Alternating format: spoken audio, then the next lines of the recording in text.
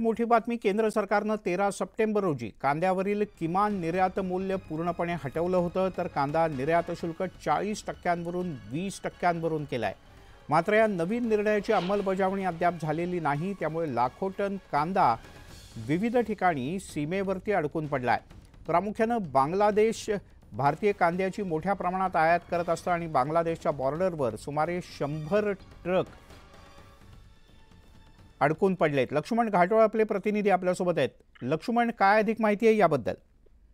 Milind sir, खरं तर शेतकऱ्यांना मोठा दिलासा देणारा निर्णय केंद्र सरकारने घेतला होता आणि या निर्णयानुसार 13 सप्टेंबरला कांद्यावरील जी किमान निर्यात मूल्य जे आहे ते $550 पूर्ण हटवले होते. त्यामुळे एक मोठा दिलासा शेतकऱ्यांना मिळालेला होता. मात्र ही सगळं सरकारने असा निर्णय घेतल्यानंतर देखील प्रशासकीय बाब जी आहे ती अजूनही अडकलेली आहे. त्यातली सिस्टम जी आहे ती अपडेट झालेली नाही आणि त्यामुळे एक मोठा फटका जो आहे तो पुन्हा एकदा शेतकऱ्यांना बसलेला आहे.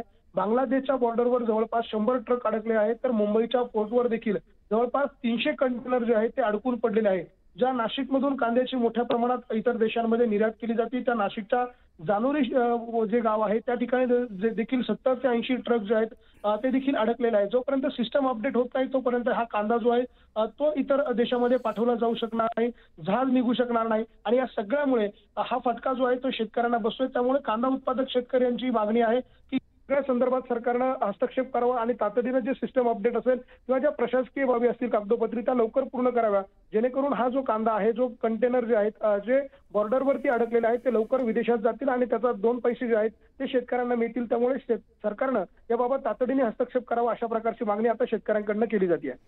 लक्ष्मण, तुर्तास धन्यवाद या माहितीबद्दल. आणि आता घेऊयात बातम्यांचा